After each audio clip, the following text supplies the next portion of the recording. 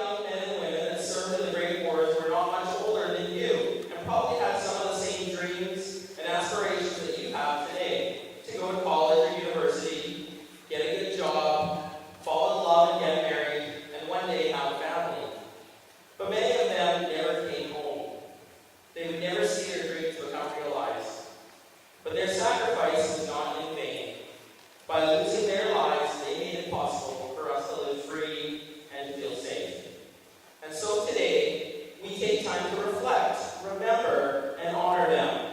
Tell them in our own way how much we appreciate everything they have done for us.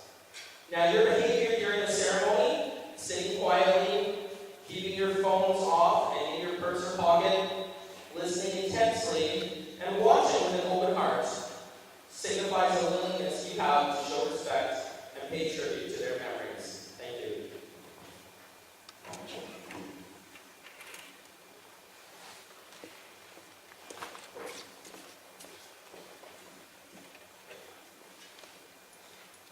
We assemble this morning to remember, to honor the veterans, those who gave their lives to defend the babies we enjoy today, and to recall the devastation and destruction left in the wake of war. To remember the wars and those who offer themselves in as our duty. Indeed, many of our grandparents, great-grandparents, and the elder citizens of our land found themselves with difficult choices to serve and protect. This is the 100-year anniversary of the beginning of the First World War. The somber traditions of the ceremony, such as the unknown soldier, trumpet sounding of the last post, and a minute of bliss silence too.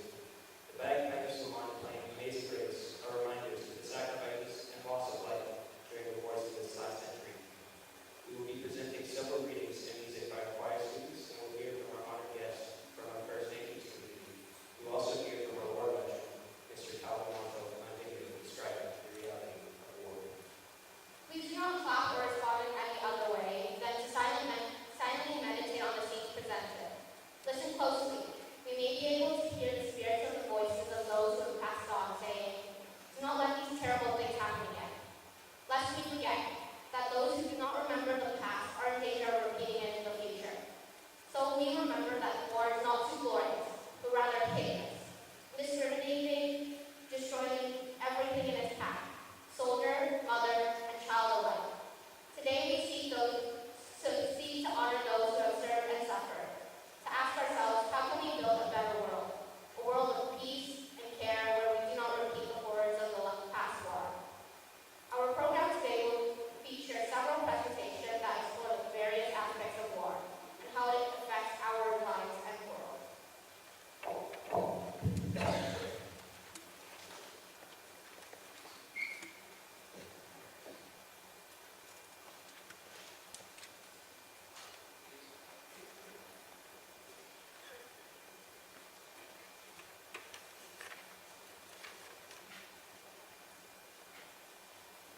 Today, it is our privilege to have a special guest with us to represent the contributions of our Aboriginal peoples. Please welcome a guest from our First Nations community, the local carver, Splash of Eagle, and our Aboriginal warrior, Mrs. Shauna Burris. We look forward to hearing from Splash of Eagle later in our program. Thank you for joining us today. Let us respectfully welcome our guest this morning and say, the still praise their love. A Swaya.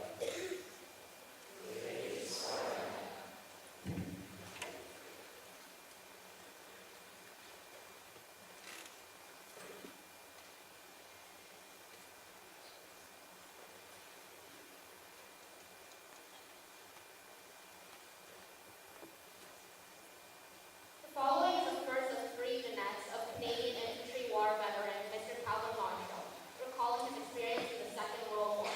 Here he speaks of the sadness of war.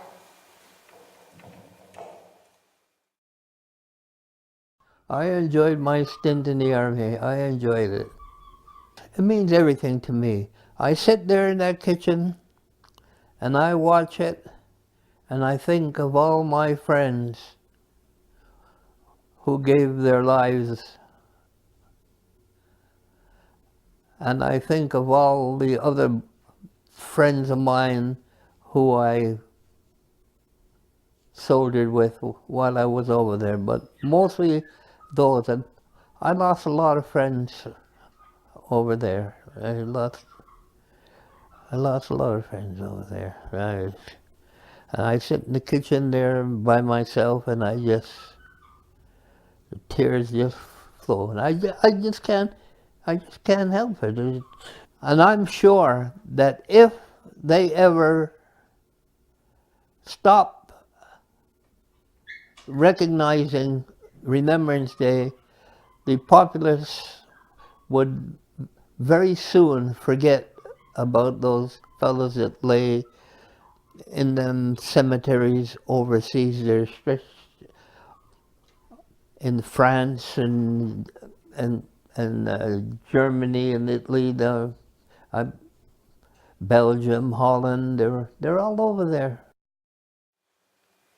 The following is a dramatic reading by Miss Volkendoff's creative writing class.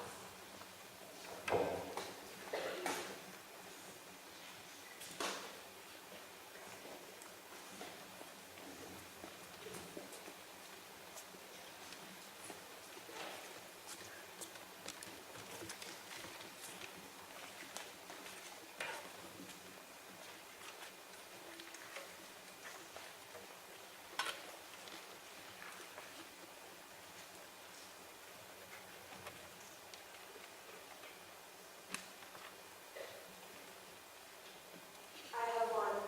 The crimson blood of men flows at my feet, over my bones, from my fingertips. Yes, I have won. All of them I am doomed. I have watched patiently for years as they cut themselves down, and now it's all about to end. I don't want to bring another child into this world. I see the images on TV screen and I'm terrified. What if I have a boy? Will he be conscripted to fight someday? How can I protect him from this world of hatred? How can I ensure that he grows up in a peaceful world? Is that even possible? It is the unknown that is the worst. They're spinning a globe in some little room with 3 men in uniform. Spinning a globe, jabbing their finger on my future. I sit here now with clammy hands, clutching at the brown envelope. I am shaking. I cannot stop shaking. As I pull out the paper that says, deployment to my fate. This time is harder than the rest. She was all alone, pregnant, alone. She begged me not to leave, her grip hard. Her husband was all she had. She cried. I didn't want to pull myself away, but I had to do my duty. I pried myself from her grip, and full of shame, saluted it, leaving her alone. Eddie's voice, be still, be numb. Numbness is the only way to mask how I really feel about leading people towards inevitable darkness and despair. How can this be right? Bang! I hear my gun go off. I feel the hope. The gun is low. He falls, land, victim to my gun. I've killed before, yet I've been killed each time. I know it shouldn't be easy, and it's not as easy. I feel my soul vanish momentarily. Killing isn't easy, but it's my job. Must this fight be fought? Is it worth the cost? Is it worth the loss of my soul? My life. It was too short. I spent 16 years wondering what it would feel like to be dying. But little did I know, I've spent this entire time dying. Death. Destruction. Depression. Devastation. Done. Death. This is just the finish line. No amount of remembrance will resurrect him. Why? Why is it a day to remember war? Why can't we just forget it? I feel like fear is consuming my whole being. Today I died to myself because I might die tomorrow. I regret the day I signed up. The pen that I held in which I signed this agreement is as much as a weapon as the guns that are firing. I can make up excuses to say why I can't, but I'll swallow my fate and die to myself. Blood is on my face. My eyes are red from the river of tears. How can this be? Why did we get into this? I don't want to see people die. I can't stay in this place of depression. Blood is on my face. I see the men who have become my brothers, lying still, enough, and a single breath. My lungs tighten, eyes stinging, mind absent. We've lost this war. My heart sinks, everything is black. Addie's voice, lie still, lie numb. Death is death. I don't want to die. I don't want to die. I don't want to die. I could say that 1,000 times, but death is death. I don't want to die. I don't think I can go on without him. He was my pride. He was my joy, my only son. Yes, he gave his life for his country, but now I'm all alone. I won't hear his laughter. I won't see his children. No more family celebrations together. No more phone calls. No more hugs. No more. No more. It's never any easier. It's always the same. Always the same routine, the same motions. Raise your hand to the door. Watch as a loved one realizes why you're there. See them raise their hands to their mouth. See them cry. Sometimes it's wordless tears, others it's a scream. Salute, turn, and walk away. Before my eyes, the last of men is about to fall. They've all gone. The pathetic human at my feet is the last of his cursed time. His lifeblood flows from his broken body, and I greedily lap it up, soaking it in my being. Yes, this is it. I have won. For centuries we fight, to no avail. There's no benefit, no glory. Soldiers die. Perhaps it's sad. Perhaps there should simply be no war. Then there would be no soldiers and no death.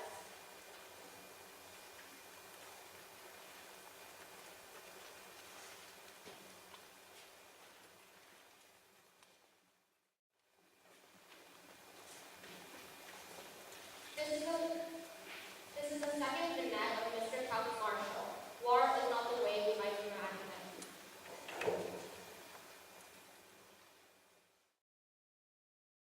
I don't know what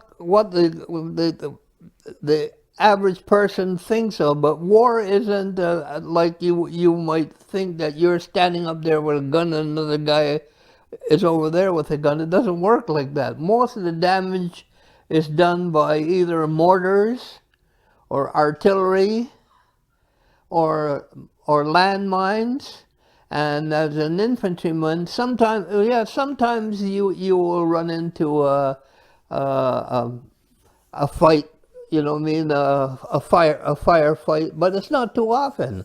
I've seen myself one day. I had just I was down beside the truck, the 60 hundredweight with a Bren gun, and a potato masher came over and landed that far from me, and it didn't go off.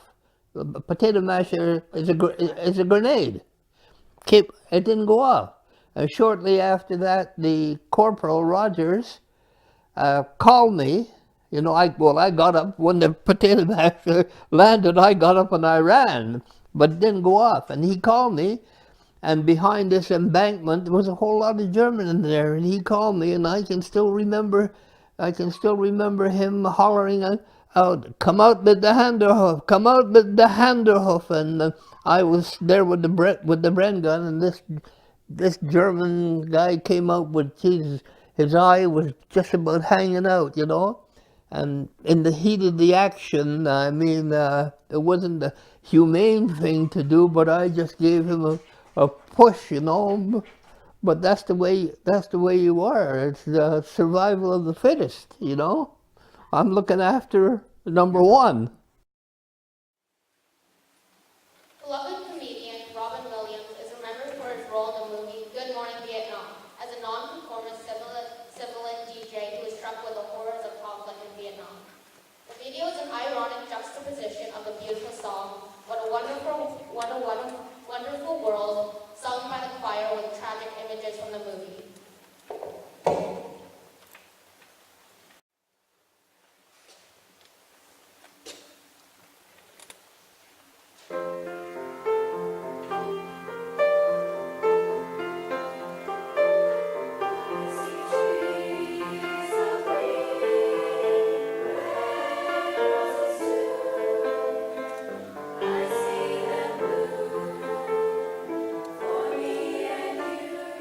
And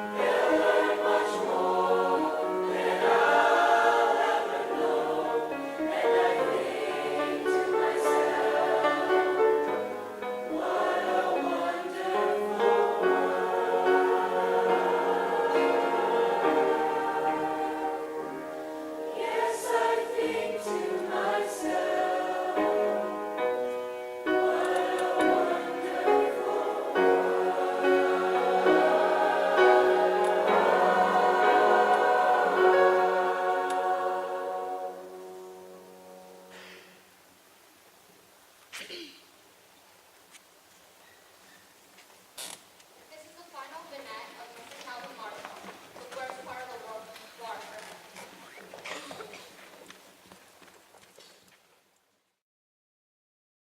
The worst part of soldiering for me was going on night patrols. You had what they call a fighting patrol, a fight patrol, and a reconnaissance patrol. A reconnaissance patrol would be to go out and get information, to find out exactly where the enemy was, how many there was, if how many tanks there was, you know what I mean? How big their front was. And a fighting patrol was to go out and draw fire. Now I remember one instance that they had a fighting patrol going out one night, and I made myself very scarce when they were choosing this fighting patrol, and we had a fellow with us named Cobden. He was an elderly sort, and I don't know, he might have had a premonition. Cobden, for some reason, didn't want to go out that night, and he asked Hockley to take his place. And Hockley wouldn't take his place, and he came to me, and he asked me, and I told him, no, I'm not going, not at night, I'm not going out. So he had to go. And lo and behold, wouldn't you know, he got killed. He got killed. And I remember the night they came back, we were in a bombed out place. And when the patrol came back, we found out that they had to leave him. They couldn't even bring him back. And the sergeant that went out with them, Hodge, got both his hands shot up. But what is really sad about it is, like, when the patrol goes out, as the fellows that are on the patrol will come to you with their effects, their personal effects, and they'll ask you, if I don't come back, you can send this home to my wife, send this to my family, these destroy, these you can keep, you know what I mean? That's, it's sad. Now, 6 of Miss Bradford's grade 6 students have prepared poetry or readings about Remembrance Day. We would also like to thank grade 6s for their hard work, inspiring us to peace and harmony in the world. Thank you, grade 6, for your grade 6s for your contribution.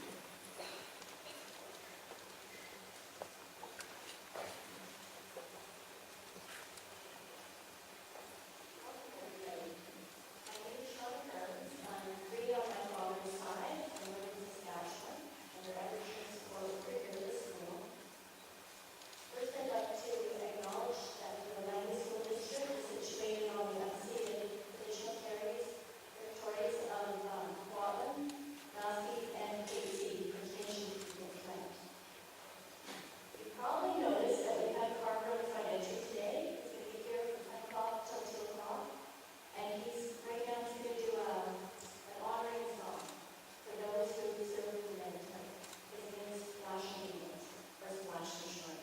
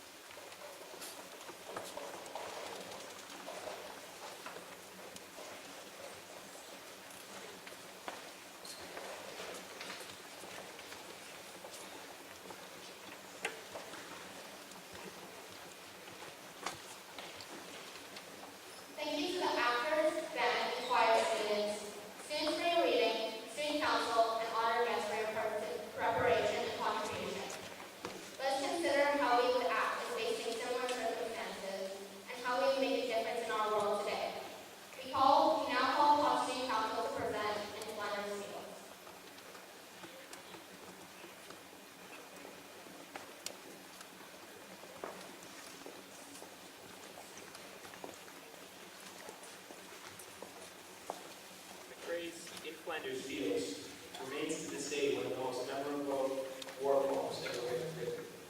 It is a lasting legacy of the terrible battles in Ypres in the spring of 1950. Here's the story of the making of that poem. Although he had been a doctor for years and had served in the South African War, it was impossible to get used to the suffering, the screams, and the blood here. And Major John McCrae had seen it hard enough in his dressing station to last him a long time. As a surgeon, Major McCrae had spent 17 days treating injured men. Canadians, British, Indians, French, and Germans, and he had breathed sailing. It has been an ordeal that he had hardly thought possible. McCrae later wrote that, "I wish I could embody on paper some of the varied sensations of that 17 days. 17 days of haze. It's the end of the first day. If anyone had told us we had to spend 17 days there, we would have folded our hands and said it could not be done." One death particularly affected McCrae. A young friend and a former student of his has been killed by shell bursts on May 2nd, 1950. Lieutenant Palmer was buried later that day in a low cemetery outside McCrae's dressing station, and McCrae had performed the funeral ceremony in absence of the chaplain. The next day, sitting on the back of an ambulance, McCrae vented his anguish by composing a poem. In the nearby cemetery, McCrae could see that the wild poppies had sprang up in the ditches in that part of Europe, and he spent 20 minutes of precious rest time scribbling the following 15 lines of verse in a notebook. In Flanders Fields.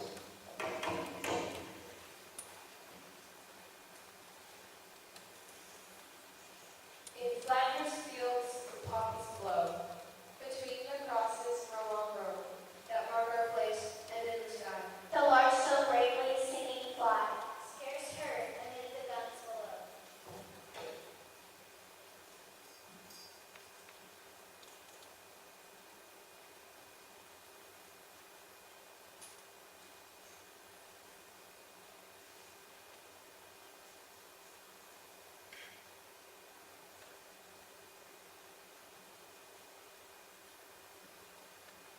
We are the dead, short days ago.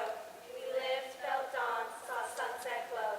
Loved and were loved, and now we lie in Flanders fields.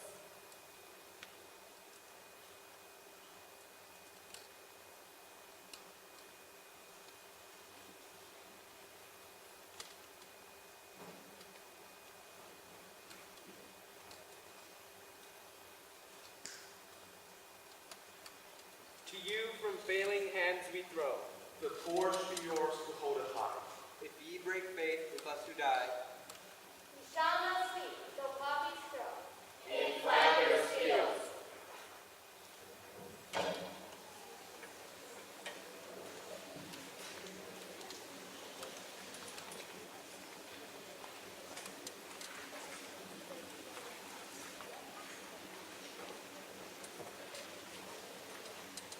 We will now hear Mr. T on the trumpet, and two of our students who are cadets, Rudy Ugelhart and Nathan Franklin, memory of those who have perished in war.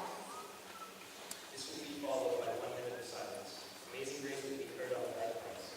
Finally, the trumpet will play, the Rose, which symbolizes the passing of the soldier to the next land.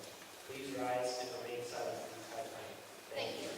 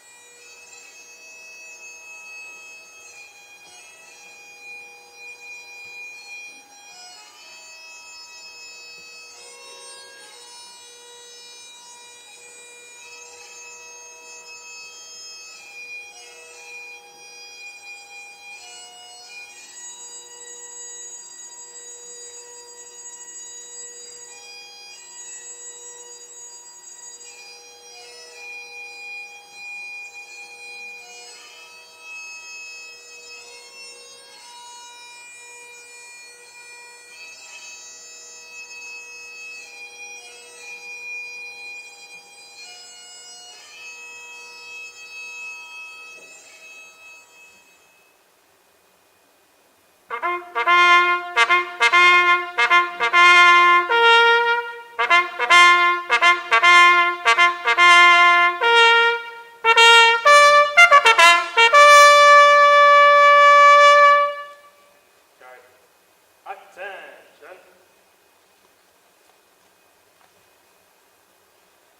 Shoulder, arms.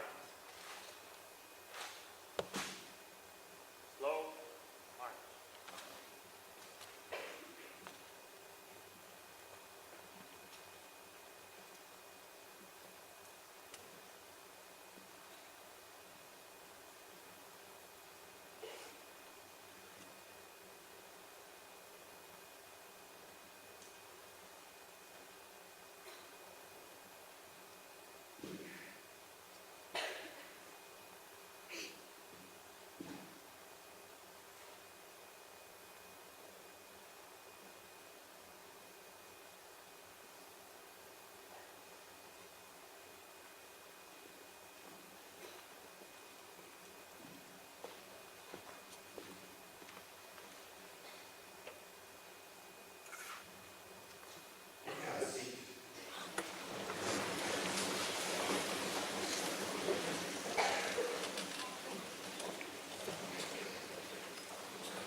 I'm actually quite humbled to provide the closing remarks. I think we've seen so much of a message this morning that there's very little that I could add to that. I thought coming in here, what would be a takeaway that I would leave that I could go into a long weekend with. And I've been reminded of all kinds. There's lots of thoughts going through my head right now. But I think two things that I can do. The one thing that I would encourage all of us to do is to go away with thanks. That we live in a very peaceful part of the world. Our country is not at war. We don't have a lot of civil unrest in our community. We can give thanks. And just an example of how to do that. I was driving to work this morning listening to a radio station, and they played the audio portion of a YouTube video that you might see by the end of today. Maybe you've already seen it. And I don't know what town it was, but there was a marathon that was being run, and on the sidelines was a veteran, and he was clapping and applauding the runners. And at some point, the veteran who was applauding became the source of thanks, and the runners stopped, and the focus was on him all of a sudden. And rather than him applauding them, they thanked him, and all I could hear on this audio portion was a bunch of runners saying thank you to this gentleman. And so that's something that we can do. If we see a veteran, if we see a police officer, we see someone who is contributing to our safety, thank them. And then the other thing, thankfulness is, what can I do that's a little bit different? And I really appreciated the presentation from Splashing Eagle. Just the contributions that we can do. And again, some of the other messages. We can be a peacemaker. We can lead by example and not poking fun at someone, not saying something that could offend someone. That our response as we interact with people in our school and our community would reflect that we've taken part in a very meaningful remembrance day or remembrance ceremony, and we want to carry that message into our community with us. Thank you to the audience. You have been very respectful, and I've been honored to be part of this audience. Thank you to our special guests, to Mr. Thompson for producing this, to the other teachers,